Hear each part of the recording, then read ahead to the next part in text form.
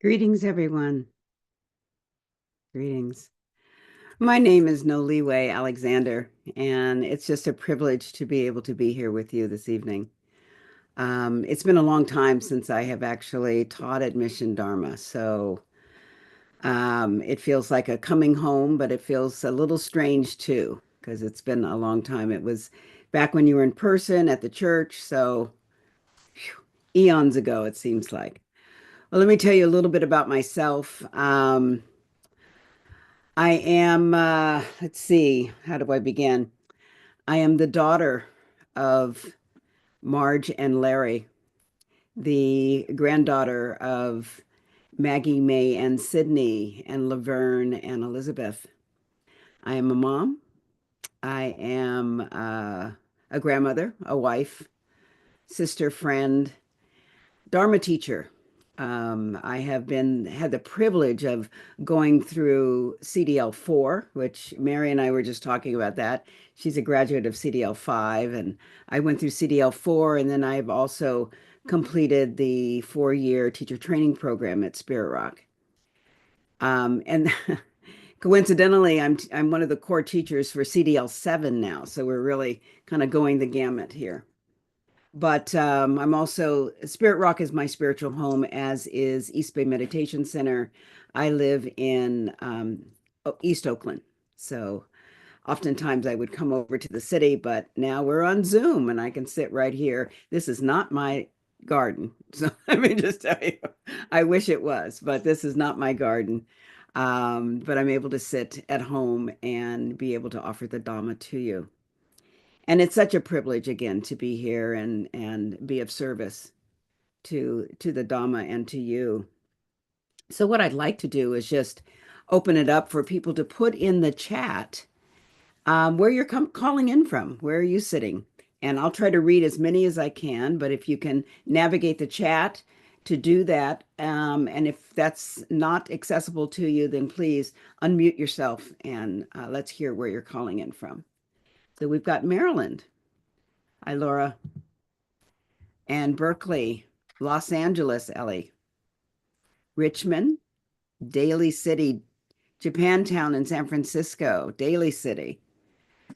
Oh, Maine, but formerly Berkeley. Well, welcome back. Boulder, Canada, Phoenix, San Francisco, Bernal Heights. Did I miss anyone up here? Let's see. Santa Barbara. Santa Barbara. Good. Let's see what else we have here. Outer Sunset, Nashville. Welcome. British Columbia, New York City, Japantown. Hello, neighbor. Who else is in Japantown? Let's see. We had someone else here. Um, from all over the country. How wonderful this Sangha is. Boy, what a great treat. Another Bernal Heights, San Francisco. And of course, we had some East Bay, which was great. British Columbia again, the Sunshine Coast. I'm not familiar with that, but um, everyone, welcome. Edenton, Edenton, Albuquerque, formerly San Francisco. I guess you can't get the Bay Area out of your system, huh? So it's good to see everyone. We've got a nice group here from all over the country. This is just amazing. I do a couple of these sanghas occasionally with some talks, and this is the first time I have to say that this such a broad range of people from around the country are showing up on a Tuesday night. So it's really great to see you all. Oh, good. And anyone else putting anything in the chat, or if you'd like to just unmute and tell us where you're from.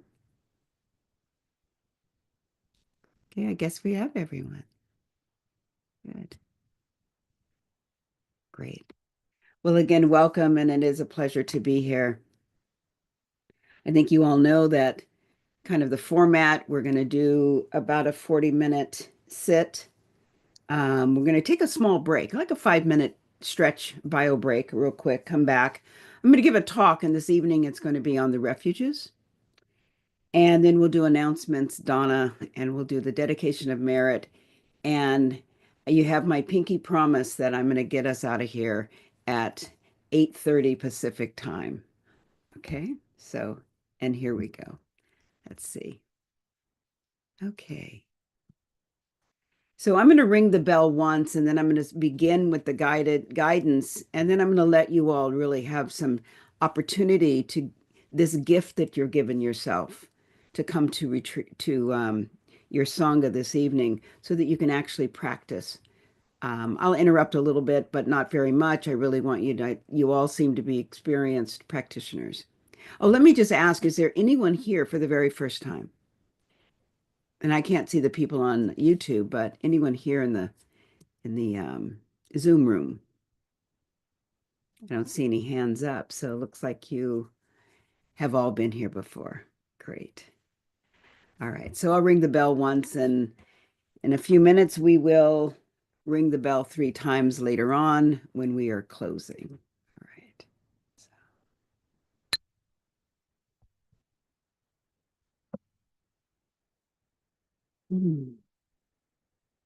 Well, let's just find our a seat that feels comfortable for you. You might be in your chair. You might be lying down on your couch, sitting on your couch, lying, seated, standing, all appropriate postures to begin your practice. Cats and dogs are also welcome, of course. Allow them to do their practice as well. So finding a posture that's easeful for you, keeping your body somewhat erect, but also in a place that is not uncomfortable, not with some ease. And let's just take a moment just to catch our breath, just to ground ourselves. Yes, we can just, let's breathe in 3 times, just some cleansing breaths. Let's just take it in through the nose and let it out with a sound. The second time, breathing in, holding, just breathing out. And the third and last time, the biggest breath of all, and let it out with a sound. And see how that may have adjusted a little bit of your body, bringing your shoulders down from your earlobes. And now aligning your spine, your neck.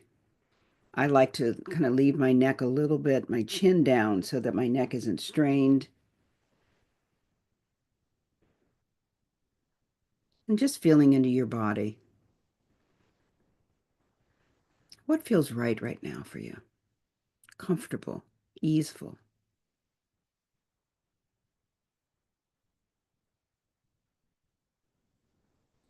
And I want to say that throughout your practice, if there's any places where tension arises in the body, just gently shift yourself. There's no need to be in a place of discomfort.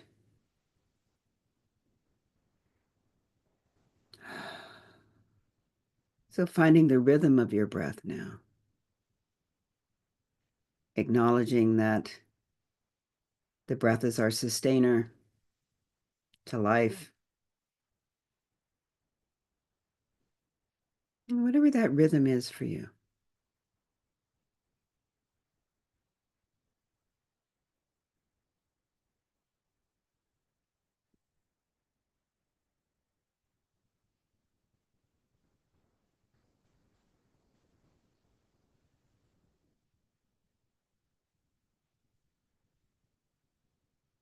Filling into the sensations that may be arising. Waking up to the sense doors. Perhaps it's smell or hearing, touch, as perhaps your hands are resting on your lap or on your thighs. What does that sensation feel like in your body?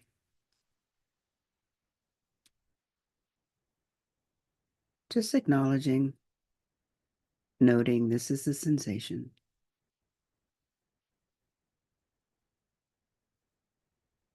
If your eyes are closed, and even if they're partially open, what does that sensation feel like?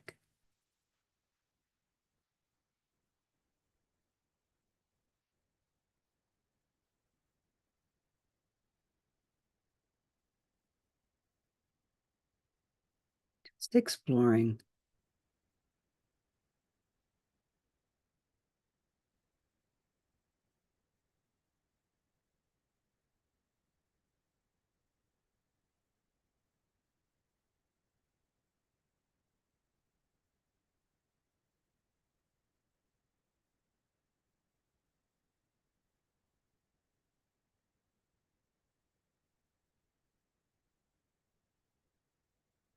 Remembering the breath, that anchor in the body.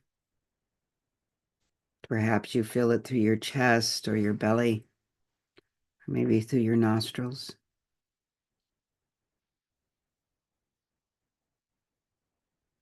Just knowing that you can always return back to the breath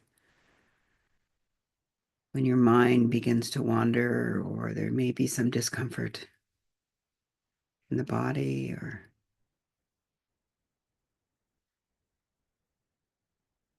just in the entire environment. Bringing yourself back, allowing the breath to do that for you.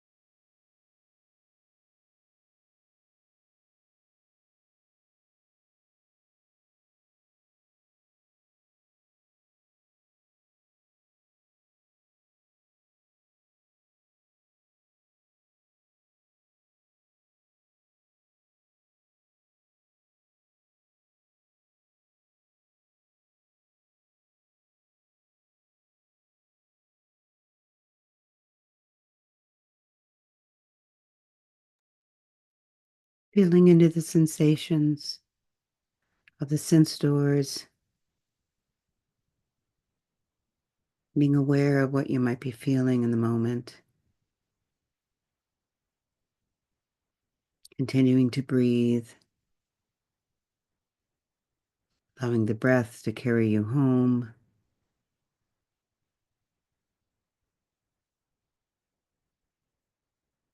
seeing that your thoughts are arising, allowing them to be there, welcoming them, and then you might want to be curious or just finding a place of calm.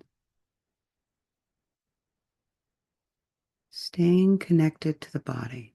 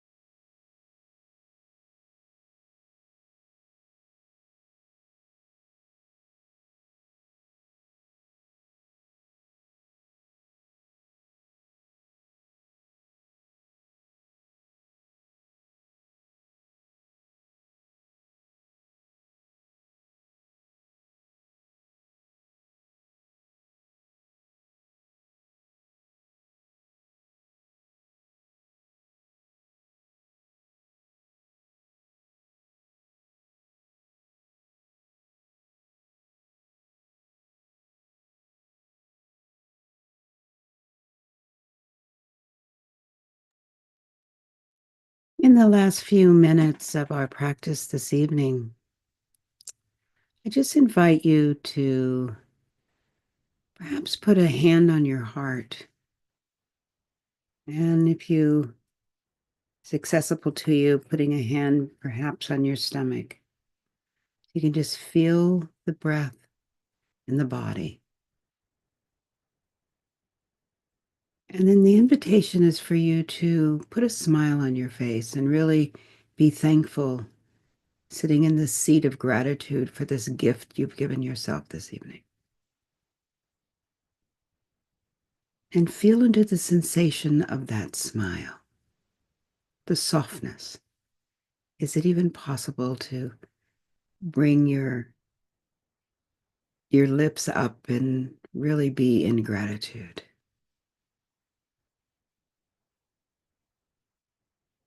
Continuing to breathe,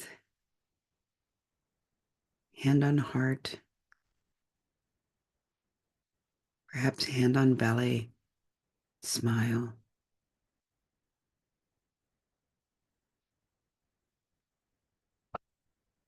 And just feeling into the gift, this precious moment.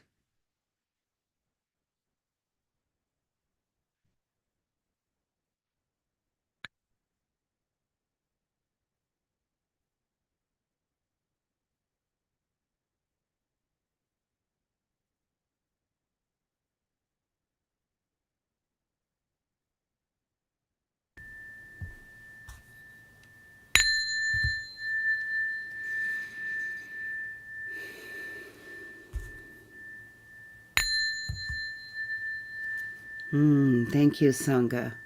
Thank you for your practice. Oh, so rich, so sweet. So let's take about a 5-minute stretch break just to align your body, kind of move around a bit. If you need a bio break, might be the time for that as well. And we'll be back here at about 10 minutes to the hour, wherever you are in the country. Seems like you are everywhere. So we'll see you back here in a little bit. Thank you.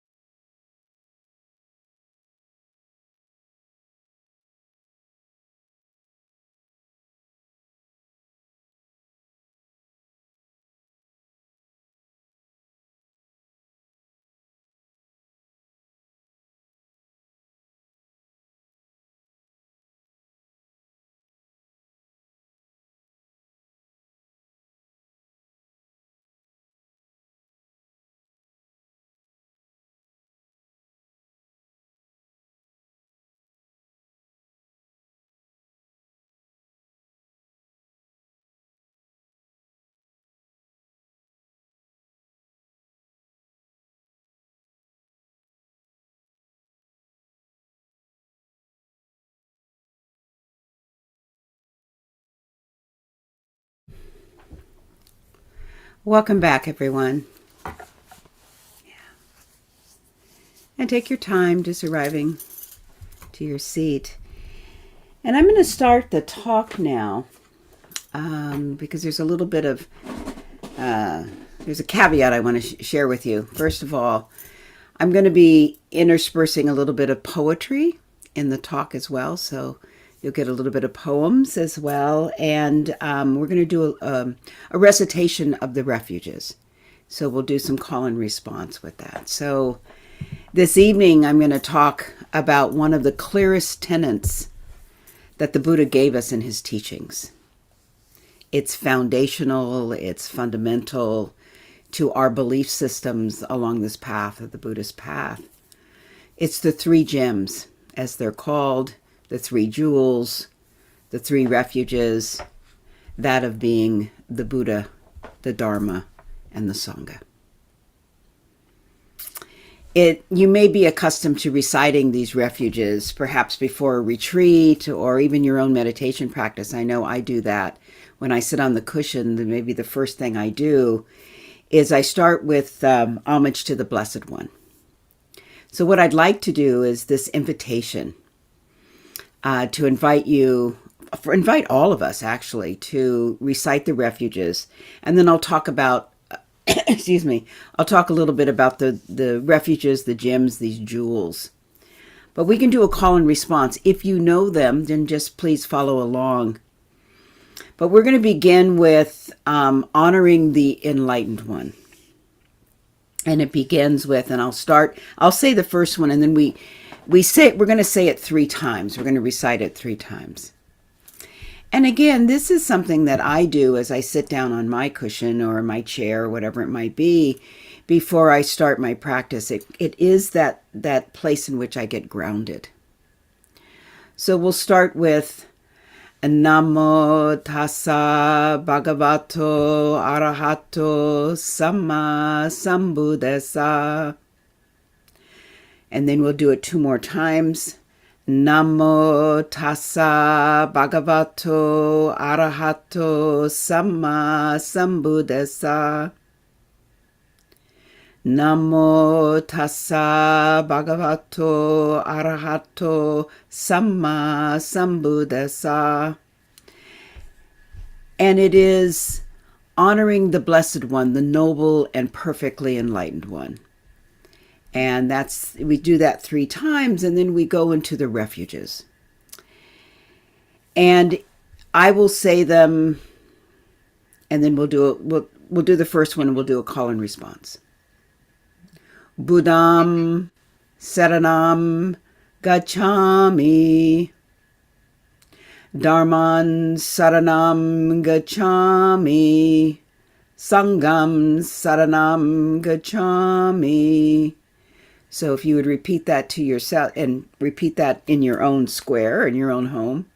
Buddham Saranam Gacchami. Dharman Saranam Gacchami. Sangham Saranam Gacchami. And then, like many, many things in the Buddha Dharma, it's said 3 times. So we'll repeat it again, and this time we'll say Dudiyampi. Dudiyampi Buddham Saranam Gacchami. Oh. Dudiyampi Dharman Saranam Gacchami. Dudiyampi Sangham Saranam Gacchami. And then our 3rd time. Tatiyampi Buddham Saranam Gacchami. Tatiyampi Dharman Saranam Gacchami. Tatiyampi Sangham Saranam Gacchami.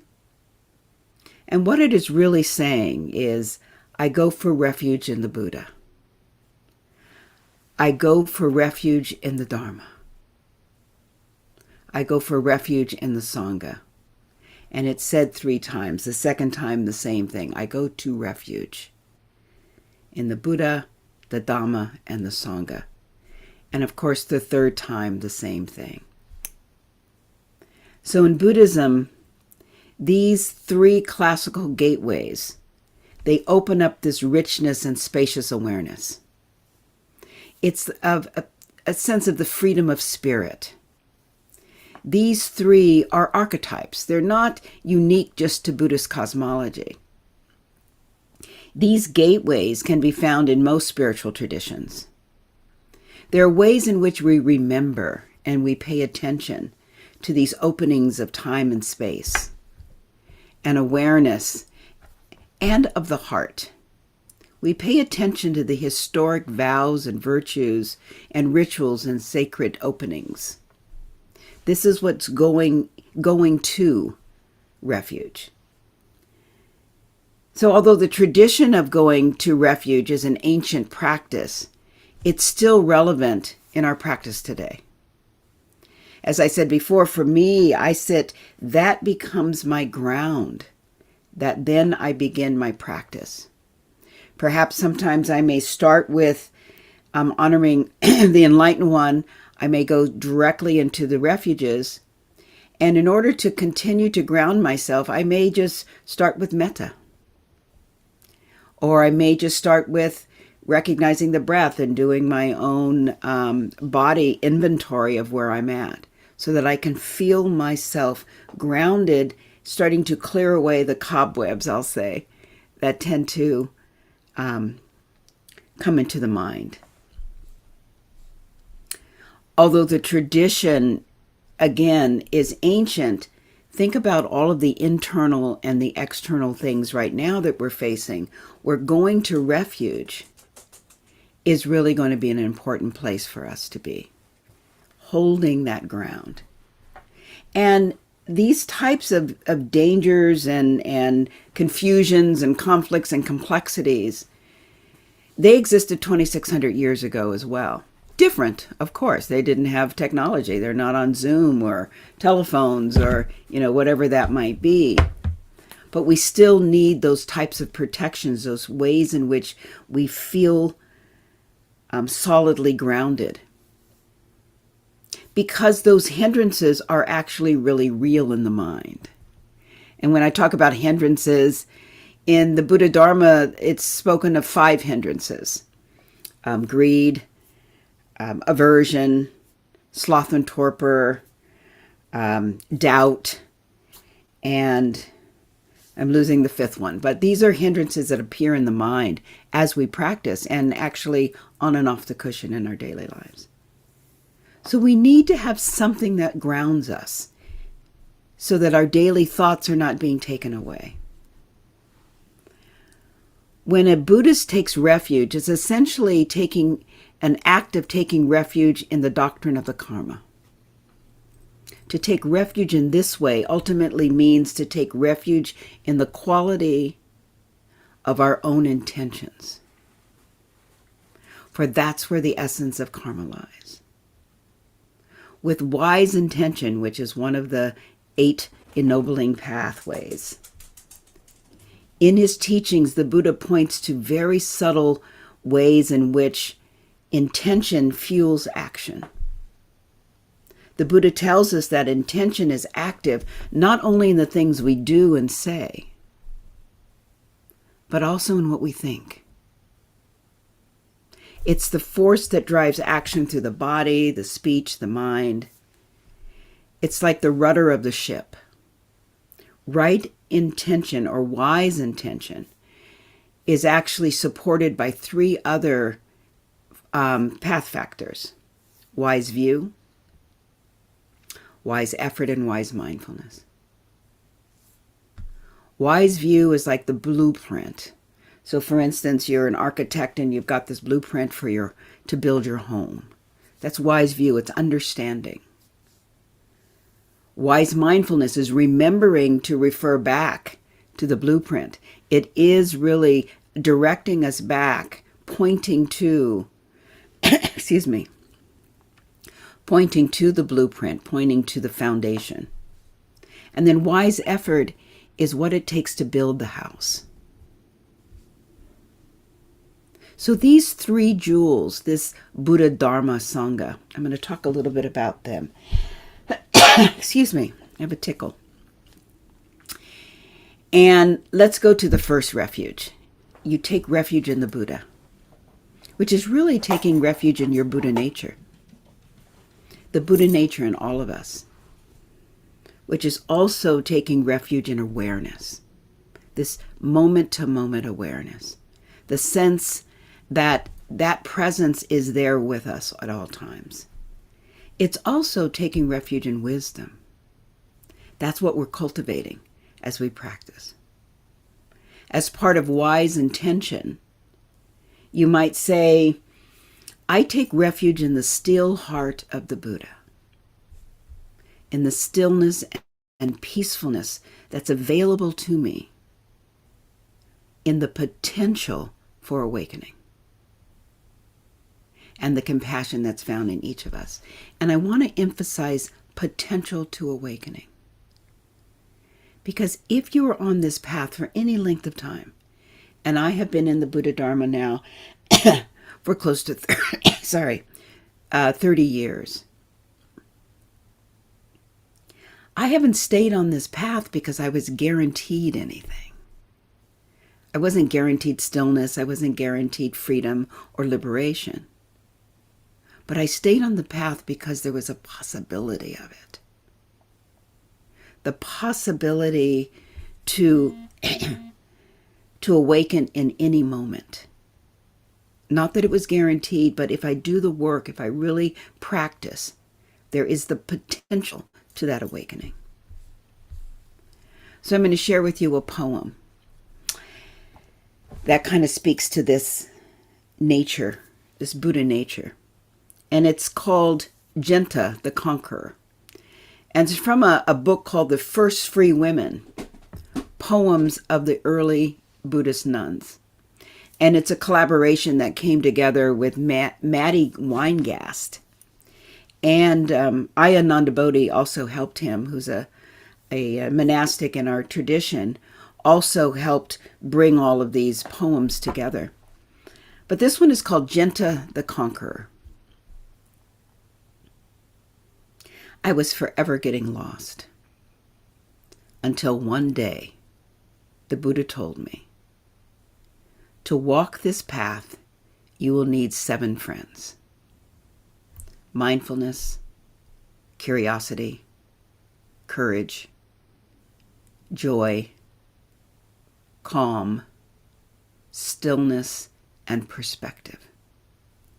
For many years, these friends and I have traveled together, sometimes wandering in circles, sometimes taking the long way around. There were days when I thought I couldn't go on. There were days when I thought I was finally beaten. It's scary to give all of yourself to just one thing. What if you don't make it?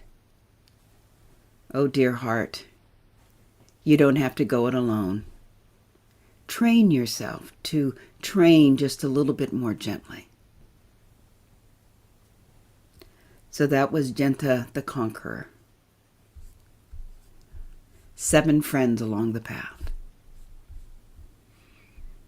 This is the Buddha nature. This is what the Buddha actually said to her. The Buddha nature in all of us. So I'm going to go on to the second refuge, which is the Dharma, or oftentimes you'll hear it, the Dhamma. The Dharma is the ultimate truth. It's what the Buddha laid out, this pathway to freedom.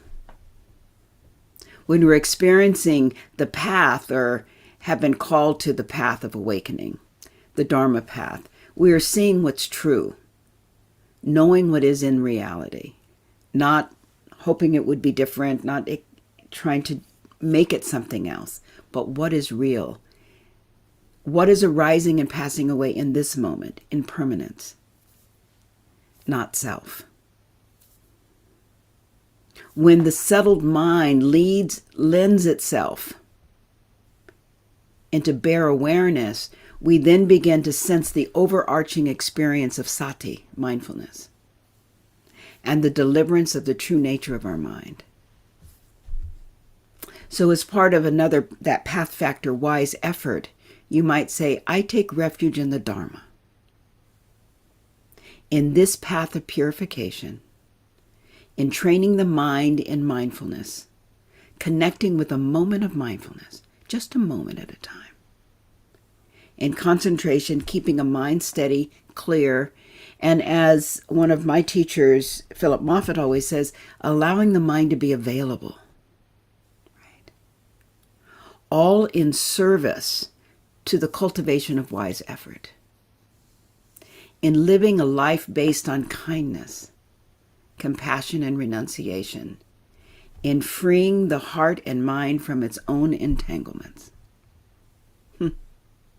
And when I oftentimes use the word kindness and compassion, what happens to me, and I don't know if you feel this yourself in the body, because that was part of what we were doing as we were practicing a little bit ago, was what is the feeling in the body? What is the sense that happens? And for me, when I even think of kindness and being kind, something opens up for me.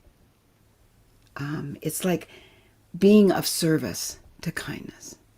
It's just a different way of walking this path. So again, I'm going to share with you a poem. This one I don't know the title of it. It was shared with me by some friends up in Seattle in the Pacific Northwest, but it's by Hafiz, the Persian-Iranian poet. And I have to tell you, this poem I say daily. Recently, this fall, I was at Forest Refuge doing a month practice, and every time I went into the hall, which was often, I said this poem because it touched me in such a way. So, it begins. Sometimes I forget that I was created for joy. My mind is too busy. My heart is too heavy to remember that I've been called to dance, the sacred dance of life.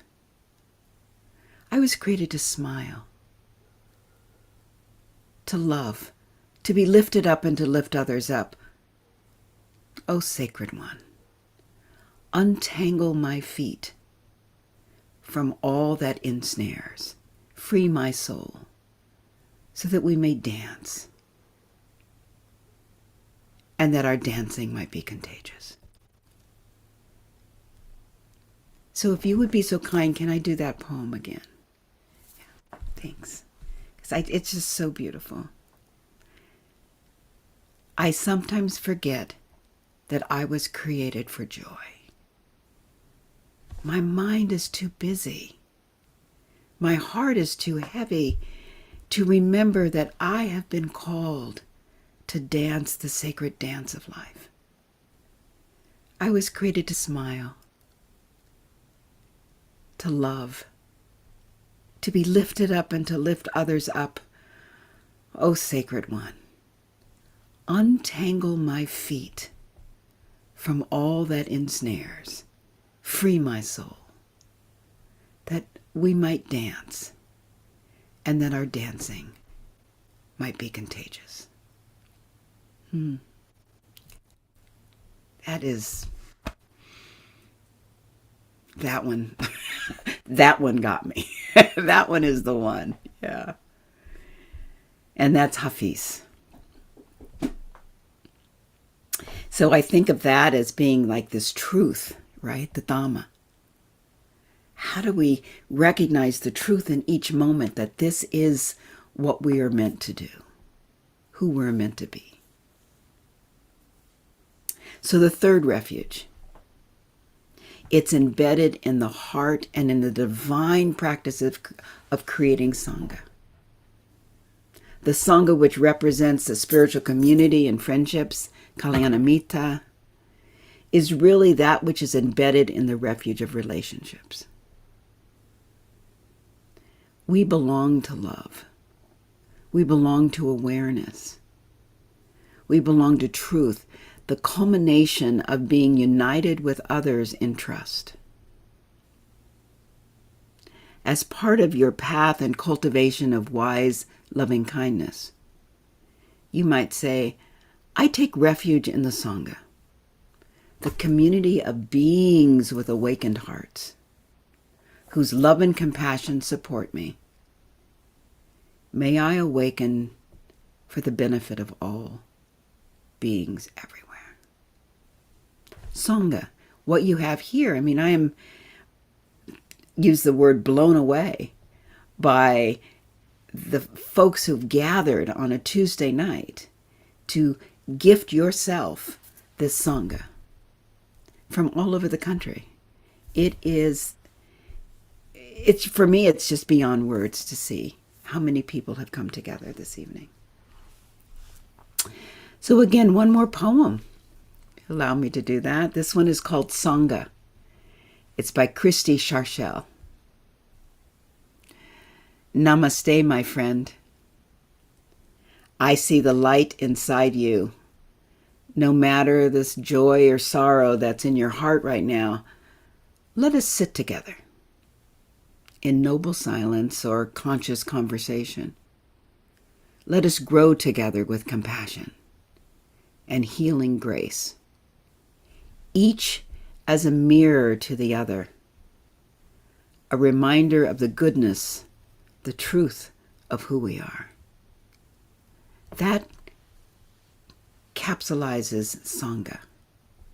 It is the spiritual community that you create, and it's where you build trust, and it's also where you can find a brave space to be together and practice. And lastly, when you take refuge in any one of these precious pathways, just know that they hold a unifying essence as well. The three are not separate refuges. Each are sufficient into itself, but rather there's this interconnection, so that each refuge really kind of depends on each other. It's that place of they're distinct in their characteristics and their function, but yet they're united as well. The refuges in Buddhism, both on the internal and the external level, these triple gems, they embody the name gems, both because they are valuable to our daily practice, but also to the cultivation of one-pointed practice, samadhi. And because in ancient times, gems were believed to have a protective quality and powers. So the triple gems outdo other gems in the respect of their protective powers. And again, 2,600 years ago or 2025, we need those kinds of ways in which we're grounded. And these powers, these gems have been put to the test for these 2,600 years. They are, in some ways, that absolute freedom from uncertainty. So I'm going to tell you the story real quick, because I'm conscious of the time. This is a story that I heard that Tara Brach told. And it just kind of is a reflection of this gem-like quality. So a diamond thief who used to hang around the diamond district to see which big dealers were coming to buy diamonds. And at one point, this well-known merchant came in and bought one of the biggest, most beautiful gems that they had. And so the thief decided he's going to get this. He's going to get this gem. So he followed him into the train. And for 3 days, he kept following him, looking and seeing where he might have put this gem. And the merchant was traveling on the train, and the thief, good thief he was, he did every trick in the book to try and get this gem from the merchant. He was clever. He was good at his craft, right? As thieves go. And he just became so frustrated because he couldn't figure out where he put it. He went into his stateroom. He couldn't find it. He went into everywhere. So he decided that the end, he said he was going to confess to the merchant. So he went to the merchant and he said, I've been tracking you for 3 days, and I just want to say I am just baffled. I haven't been able to steal the diamond from you. And the merchant calmly looked at him and said, "Well, I saw you. And it felt a little suspicious. And so I put it in one place that you'd never find it. I put it in your own pocket." And the meaning of that story is that what I love about it is that the treasure you seek is closer than you can even imagine. It's really in the eyes that are looking and the ears that are listening and the heart that, is right there. It is, what is the feeling within? What is the core of your being? That treasure is actually, you're not going to find it outside yourself. You're going to find it in the Buddha nature that you walk with. You're going to find it in the truth of the Dharma. And you're going to find it in the community of spiritual friends. I'm going to be... So where do you take refuge? And there's a lot of places. It may not be in the Buddha, the Dharma, and the Sangha. It may not be in these three gyms. Again, these refuges are an archetype for all different types of traditions and spiritual traditions. In Christianity, it's the Holy Trinity, the Father, the Son, the Holy Spirit. And I just read somewhere that the Holy Spirit, and I grew up in the Judeo-Christian church, that the Holy Spirit is really the aspect of the feminine in the Trinity. And I had never known that, but that's really interesting. In Islam, it's the 5 pillars of beliefs: the profession of faith, prayer, alms, fasting, pilgrimage. In Judaism, it's the 5 moral codes: monotheism, the Torah, the covenant, resurrection, and judgment. In ancient African traditions, there's so many of them that really are based in Ifa and Yoruba and Haitian voodoo. They all have, these are based in earth-based practices. So perhaps you take refuge in one of those. But it's a place of grounding. Or maybe you take refuge in the golden rule. Do unto others as you would have them do unto you. Or maybe it's in Martin Luther King's statement, "I have decided to stick with love. Hate is too great a burden to bear." Could that be where you take your refuge? Or Malcolm X saying, "I'm going to fight for freedom by any means necessary." Or Ram Dass's, "Be here now."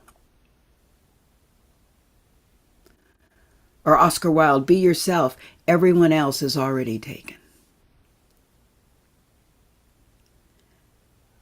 Or perhaps you take refuge in the Mother Earth, her magic, her medicine, her mystery, her forever forgiving ways of continuously holding us in grace. Where do you take refuge? These are principles, values, virtues, vows, and you have to look deeply into your own reservoir to find the innate goodness and uphold and honor and share and teach them.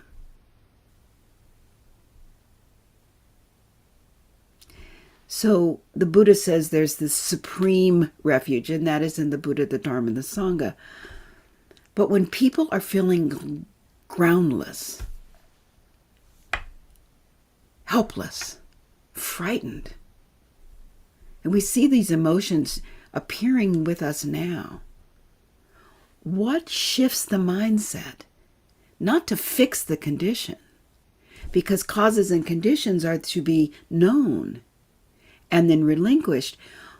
But what are the conditions, the mind set that begins to shift when we begin to take refuge into, we go to refuge into this incredible being of who we are. Finding refuge is critical to our survival methods. I'm going to be somewhat quick here because I want to end with a poem.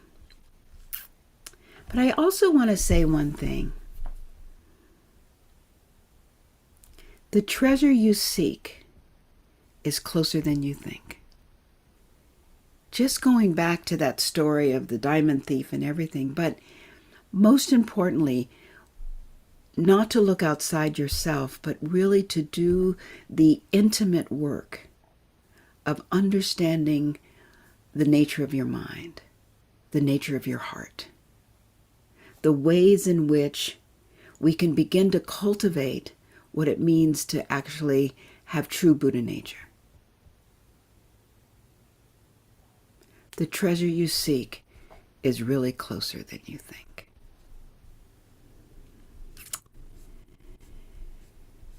So I have so many other things I wanted to say about refuges, but given time, I just want to share one more poem with you. And this is something that I have been lately talking about a lot because of the conditionality of our world. And not to go into any political diatribe right now, but this has been sitting on my heart, and I'd like to share it. It is from the Hopi elders. It's called, "We Are the Ones We've Been Waiting For."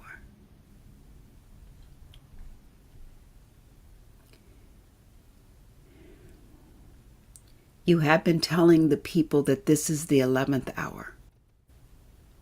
Now you must go back and tell the people that this is the hour. And there are things to be considered. Where are you living? What are you doing? What are your relationships?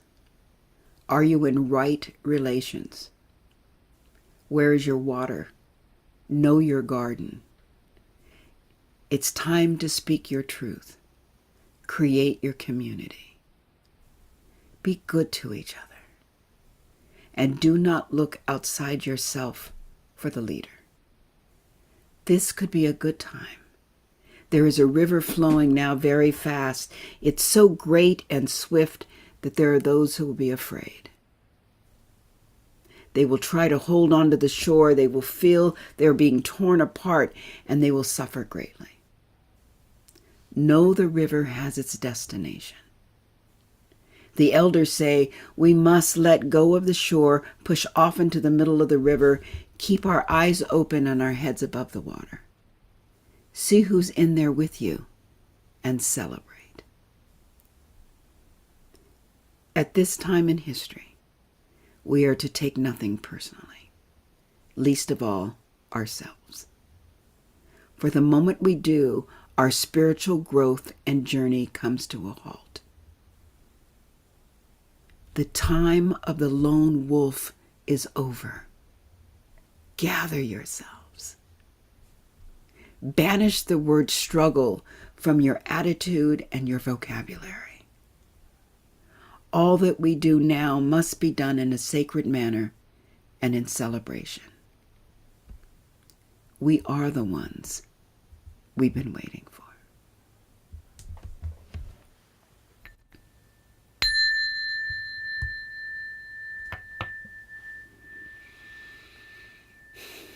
Thank you for your kind attention, dear Sangha. The treasure is closer than you think. Thank you.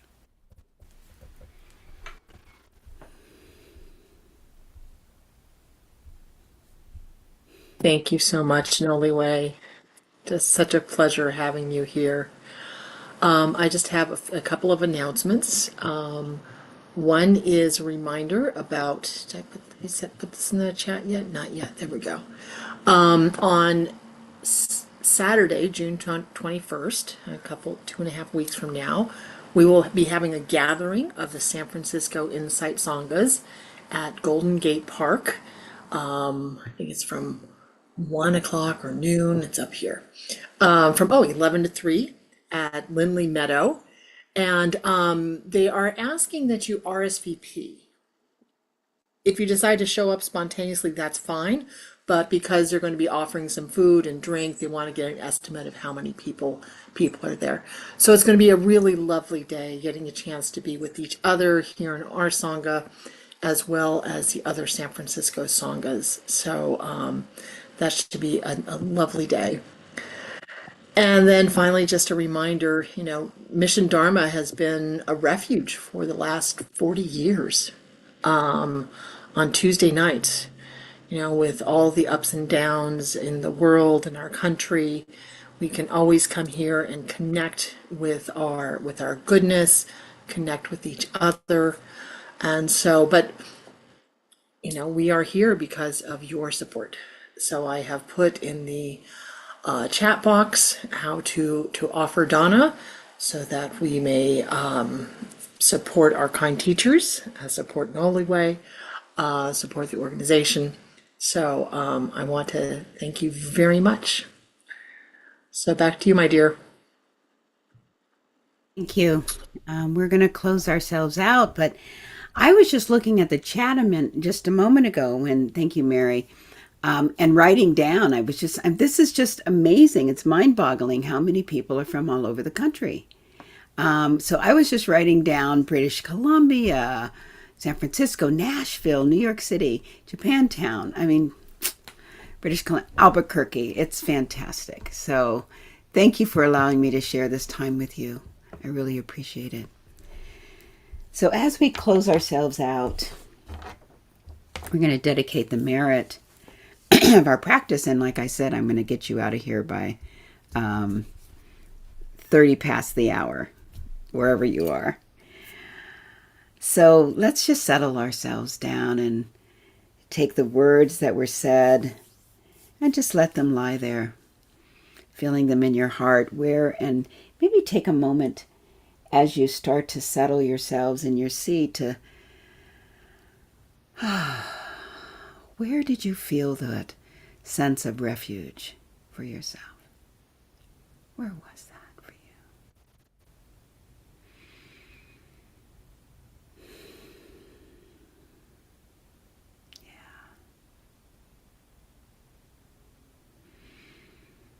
Yeah. The Buddha, the Dharma, and the Sangha. These jewels, these gems, these precious protections are here for us. So I will end our evening with a poem by John O'Donohue called Metta for the Soul. So if you'd be so kind as just to rest your eyes.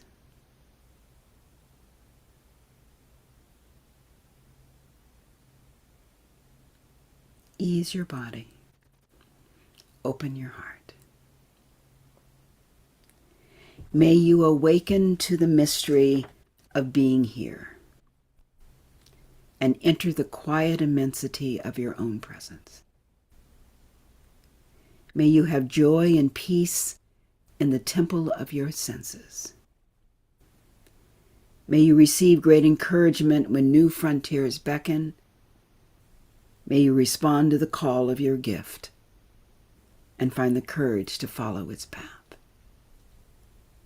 May the flame of anger free you from falsity. May warmth of heart keep your presence aflame, and may anxiety never linger about you. May your outer dignity mirror an inner dignity of soul. May you take time to celebrate the quiet miracles that seek no attention. May you be consoled in the secret symmetry of your soul. May you experience each day as a sacred gift woven around the heart of wonder. May we dedicate our time this evening to the freedom and liberation of all beings.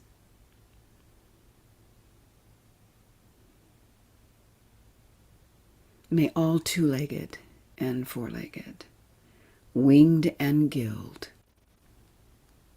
follow their path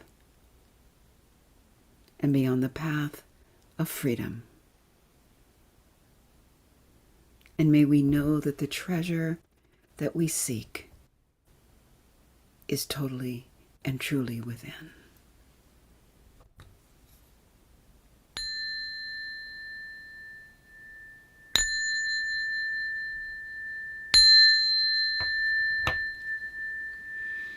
Blessings.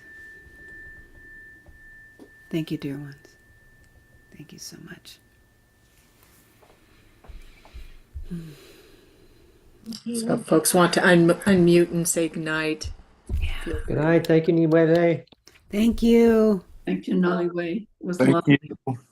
Thank you. That was beautiful. Good night. Thank you. Thank you. Wonderful. Have a very good week. You too. Thank you. Beautiful to see you, Noliwe. Oh, thank you, Naomi. Oh, it has been a while. Yes. Hi.